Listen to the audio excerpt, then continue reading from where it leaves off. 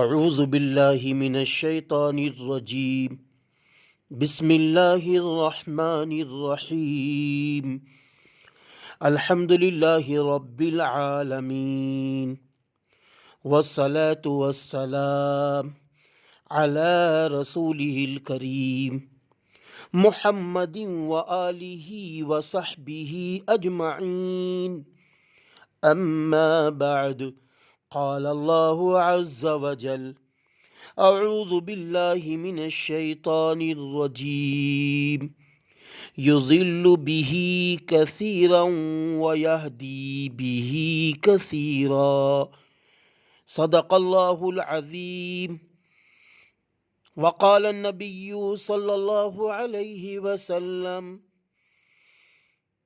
خیرکم من تعلم القرآن وعلمہ او کما قال علیہ الصلاۃ والسلام رواہ البخاری۔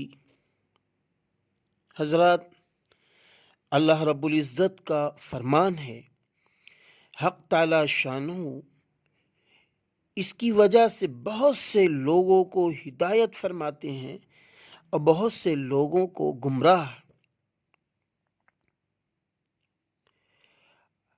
حدیث نبوی صلی اللہ علیہ وسلم میں ہے کہ حضرت عثمان رضی اللہ عنہ سے یہ ارشاد منقول ہے کہ تم میں سب سے بہتر وہ شخص ہے جو قرآن کریم کو سیکھے اور سکھائے۔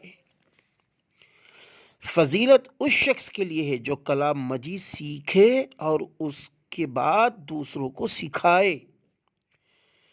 قرآن کریم چونکہ اصل دین ہے،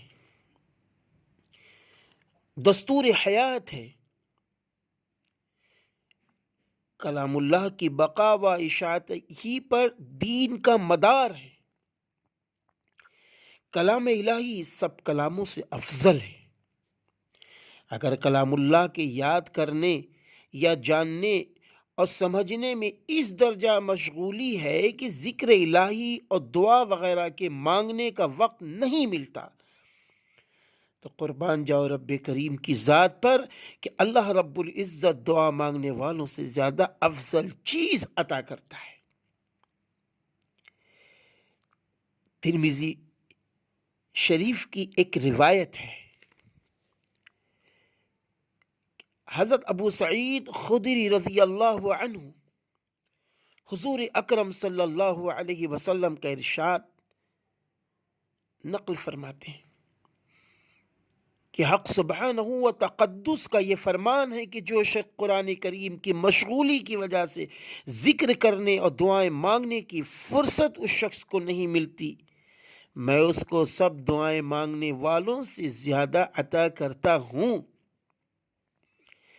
اللہ تعالی شان کہ کلام کو سب کلاموں پر ایسی فضیلت ہے جیسی کہ خود حق تعالی شانہ کو تمام مخلوق پر۔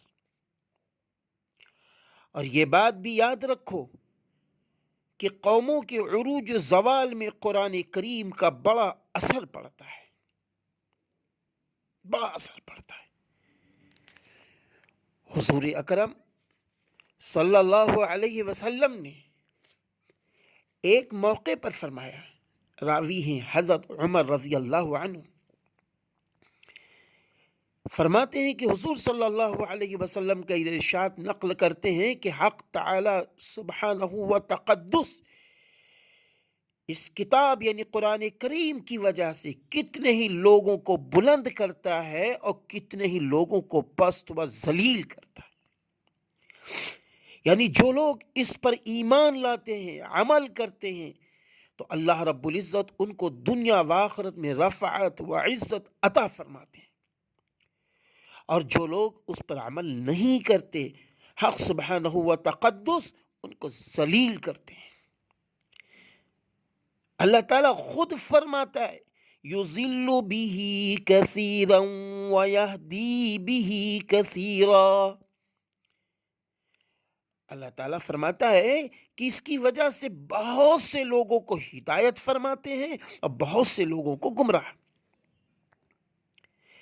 اب ہم سوچیں کہ درس قرآن کی محفل کتنی ضروری ہے، ہم کو یہ سوچنا پڑے گا۔ میں دلیل کے طور پر یہ روایت پیش کرتا ہوں۔ حضرت ابو سعید خدری رضی اللہ عنہ فرماتے ہیں کہ میں ضعفاء مہاجرین کی جماعت میں ایک مرتبہ بیٹھا ہوا تھا۔ ان لوگوں کے پاس کپڑا بھی اتنا نہ تھا کہ جس سے پورا بدن ڈھانپ لے۔ بعض لوگ کروٹ لیے بیٹھے ہوئے تھے اور ایک شخص قرآن شریف پڑھ رہا تھا۔ اتنے میں حضور اکرم صلی اللہ علیہ وسلم تشریف فرما ہوئے اور بالکل ہمارے قریب کھڑے ہو گئے۔ حضور صلی اللہ علیہ وسلم کے آنے پر قاری چپ ہو گیا تو حضور صلی اللہ علیہ وسلم نے سلام کیا اور پھر دریافت فرمایا کہ تم لوگ کیا کر رہے تھے؟ ہم نے عرض کیا کلام اللہ سن رہے تھے۔ حضور صلی اللہ علیہ وسلم نے فرمایا تمام تعریف اس اللہ کے لیے ہے جس نے میری امت میں ایسے لوگ پیدا فرمائے ہیں کہ مجھے ان میں ٹھہرنے کا حکم کیا گیا۔ اس کے بعد حضور صلی اللہ علیہ وسلم ہمارے بیچ میں بیٹھ گئے تاکہ سب کے برابر رہیں، یعنی کسی کے قریب کسی سے دور نہ ہو۔ اس کے بعد سب کو حلقہ کر کے بیٹھنے کا حکم فرمایا۔ سب حضور صلی اللہ علیہ وسلم کی طرف منہ کر کے بیٹھ گئے تو حضور صلی اللہ علیہ وسلم نے ارشاد فرمایا اے فقراء مہاجرین، تمہیں مژدہ ہو قیامت کے دن نور کامل کا اور اس بات کا کہ تم اغنیا سے آدھے دن پہلے جنت میں داخل ہوگے، اور یہ آدھا دن 500 برس کے برابر ہوگا۔ 500 برس کے برابر ہوگا۔ اب ہم سوچیں کہ درس قرآن کی محفل کتنی ضروری ہے۔ شعبہ دعوت و ارشاد ندوۃ العلماء کی جانب سے ناظر عام مربی و مرشدی حضرت مولانا سید بلال عبد الحی حسنی ندوی صاحب دامت برکاتہم العالیہ پورے شہر لکھنؤ کے لیے فکر مند ہیں کہ ہر مسجد میں درس قرآن ہو، چھوٹی ہو یا بڑی۔ ہر مسجد میں نماز جمعہ سے پہلے خطاب ہو، چھوٹی مسجد ہو یا بڑی، کیونکہ یہ بہت ضروری ہے۔ قرآن کریم ہمارا آپ کا دستور حیات ہے، دستور حیات ہے۔ ہم کو سمجھنا ہوگا کہ کلام اللہ میں اللہ نے کیا فرمایا۔ اللہ تعالیٰ خود فرماتا ہے لَقَدْ أَنزَلْنَا إِلَيْكُمْ كِتَابًا فِيهِ ذِكْرُكُمْ أَفَلَا تَعْقِلُونَ۔ لقد انزلنا الیکم، اللہ فرماتا ہے ہم نے جو تمہاری طرف نازل کیا ہے قرآن کریم، اس میں تمہارا ذکر موجود ہے۔ افلا تعقلون، کیا تم لوگ عقل نہیں رکھتے؟ تو اس لیے ہم کو سوچنا ہوگا، درس قرآن کی محفلیں گھروں میں بھی سجیں تاکہ ہماری خواتین مائیں و بہنیں درس قرآن سے واقف ہوں کہ قرآن میں کیا مطالبہ اللہ کر رہا ہے۔ ہم سب کا درس دینا کتنا ضروری ہے، ہم کو سمجھنا ہوگا اس بات کو سامنے رکھ کر۔ انسانیت گمراہیت کے راستے پر جا رہی ہے اور ہم سب خاموش ہیں۔ اس لیے ہم سب نائب رسول صلی اللہ علیہ وسلم ہیں۔ ائمہ حضرات نائب رسول صلی اللہ علیہ وسلم ہیں۔ اپنی اپنی ذمہ داری کو سمجھیں۔ اگر ہم سب جاگتے رہیں گے ایمان کی روشنی میں تو امت بھی ایمان کی روشنی میں جاگے گی، امت بھی ایمان کی روشنی میں جاگے گی۔ اور ہم سب کی گہری نظر ہے حالات پر۔ ہم سب جانتے ہیں کہ امت مسلمہ کے لیے ذریعہ افتخار قرآن کریم ہے۔ حضرت عائشہ رضی اللہ تعالی عنہ فرماتی ہیں کہ حضور اکرم صلی اللہ علیہ وسلم نے ایک موقع پر فرمایا کہ ہر چیز کے لیے کوئی شرافت و افتخار ہوا کرتا ہے جس سے وہ تفاخر کرتا ہے. میری امت کی رونق اور افتخار کلام اللہ ہے.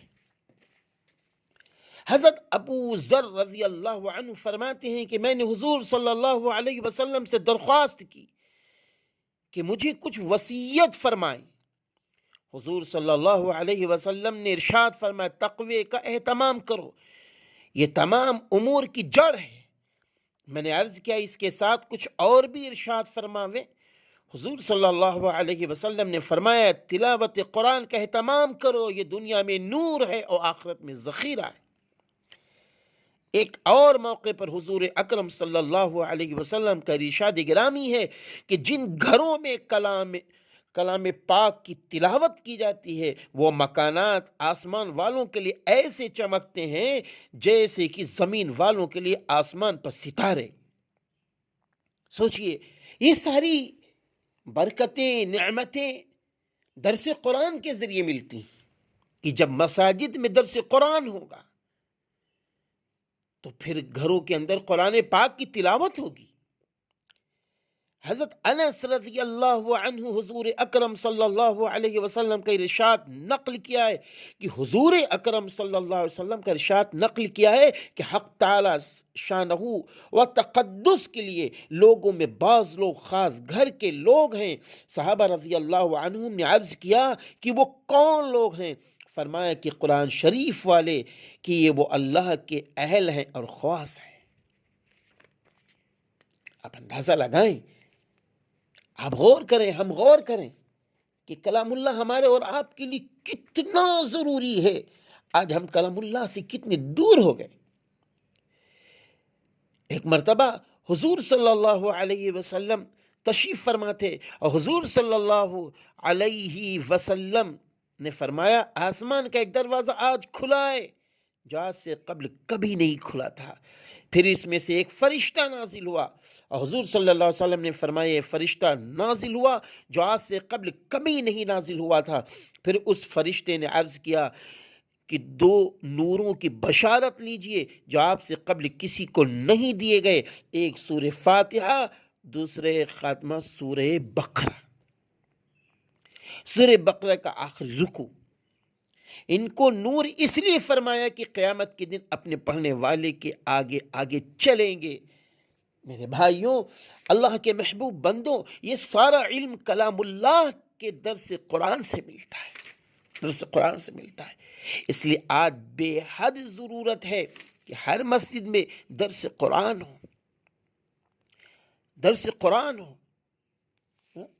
کلام اللہ ہی کے لیے ہے کہ جو لوگ تلاوت کرتے ہیں کلام اللہ کو سمجھ کر پڑھتے ہیں ان کے لیے کلام اللہ قیامت کے دن سفارش کرے گا، اللہ سے جھگڑا کرے گا. حضرت عبداللہ بن عمرو رضی اللہ عنہما نے حضور اکرم صلی اللہ علیہ وسلم کا یہ ارشاد نقل کیا ہے کہ جس شخص نے کلام اللہ شریف پڑھا اس نے علوم نبوت کو اپنی پسلیوں کے درمیان لے لیا، گو اس کی طرف وہی نہیں بھیجی جاتی. حامل قرآن کے لیے مناسب نہیں ہے کہ غصہ والوں کے ساتھ غصہ کرے یا جاہلوں کے ساتھ جہالت کرے، حالانکہ اس کے پیٹ میں کلام اللہ ہے، اس کے پیٹ میں کلام اللہ ہے. یہی وہ کلام اللہ قیامت کے دن اللہ کی بارگاہ میں جھگڑا کرے گا اور سفارش کرا کہ جنت میں لے جائے گا پڑھنے والے کو. حضرت عبداللہ بن عمرو رضی اللہ عنہما حضور صلی اللہ علیہ وسلم سے نقل کرتے ہیں کہ روزہ اور قرآن شریف دونوں بندے کے لیے شفاعت کرتے ہیں. روزہ عرض کرتا ہے یا اللہ میں نے اس کو دن میں کھانے پینے سے روکے رکھا، میری شفاعت قبول کیجیے. اور قرآن شریف کہتا ہے یا اللہ میں نے رات کو اس کو سونے سے روکا، میری شفاعت قبول کیجیے. پس دونوں کی شفاعت قبول کی جائے گی. اللہ اکبر.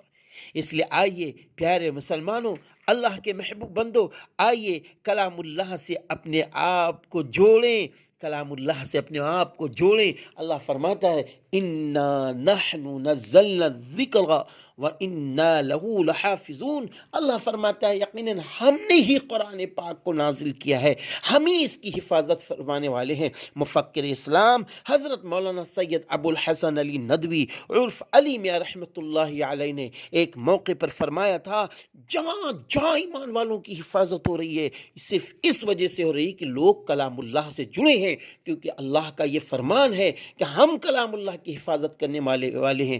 تو جس طرح اللہ نے کلام اللہ پر لگے ہوئے دفتی کی حفاظت فرما رہا ہے، اور جہاں کلام اللہ رکھ دیا جاتا ہے یعنی رحل پر، اس لکڑی کی بھی محبت ہمارے دلوں میں جمائے ہوئے ہے، جس غلاف میں کلام اللہ رکھ دیا جاتا ہے اس غلاف کی بھی محبت ہمارے اور آپ کے دلوں میں اللہ نے ڈال دی ہے۔ ایسے ہی میرے بھائیوں، اللہ کے محبوب بندوں، یاد رکھنا اگر ہم بھی کلام اللہ سے جڑ جائیں گے تو ہم بھی اللہ کے محبوب ہو جائیں گے۔ اس لیے درس قرآن بہت ضروری ہے، ہم درس قرآن کی طرف بڑھیں۔ اللہ میری بھی مدد فرمائے، آپ سب کی مدد فرمائے۔ ہر امام صاحب یہ طے کر لیں کہ انشاءاللہ ہم اپنے اپنے علاقے میں درس قرآن کروائیں گے اور خود درس دیں گے۔ جن مسجدوں میں نہیں ہے ان مسجدوں میں درس قرآن کی ترتیب بنائیں گے۔ یہ ہماری آپ کی ذمہ داری ہے کہ ایمان کی روشنی میں ہمیں آپ کو آگے بڑھنا ہے۔